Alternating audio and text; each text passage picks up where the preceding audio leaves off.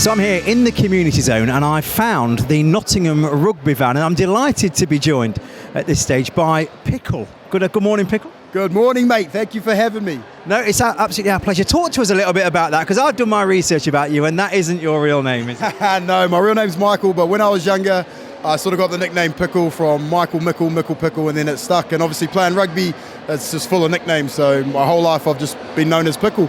And obviously, as I mentioned, I've just been doing my research. You've been with Nottingham Rugby for a few years now, haven't you? But not just as a player. Tell us about your other role with Nottingham Rugby. Yeah, so I came here 2 years ago.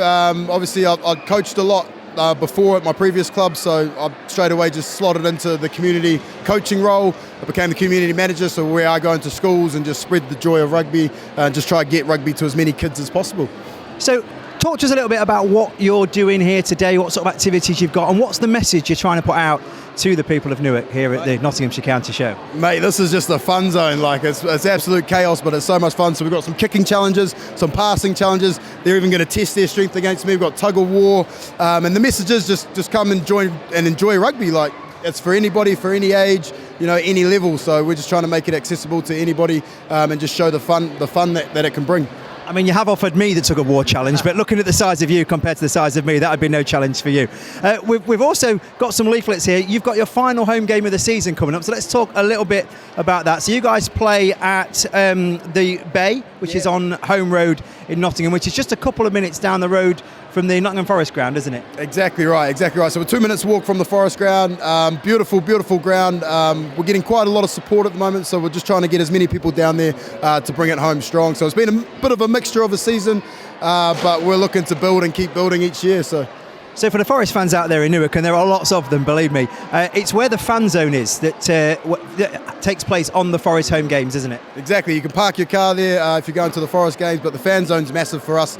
It brings in a lot of people and maybe even converts a few footballers into rugby fans. So we're grateful for having that as a space to use for sports in general.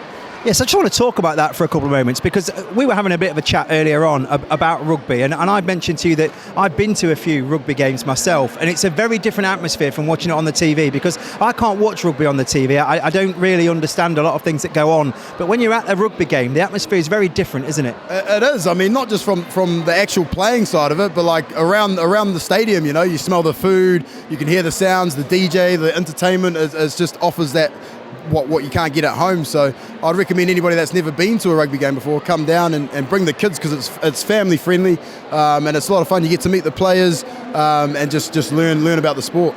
Well, we just touch on that community kind of feel as well about rugby, because it's something else we were speaking about earlier on, is that at football, the fans are segregated, there's no you can't drink in the stands, but at rugby it's a very different vibe, a very different feel, isn't it? It is. I mean, not that I condone drinking, but I mean, at the rugby game, like, you just mix with the other opposition, I guess, their fans. You're all there for the game of rugby, no matter win, lose or draw. After the game, even as a player, you go shake their hands and have a beer with them in the changing rooms, and it's just about building that culture of you're playing a sport, but sport's not what it's all about. At the end of the day, it's about that community feel like we spoke about, and just getting around your mates.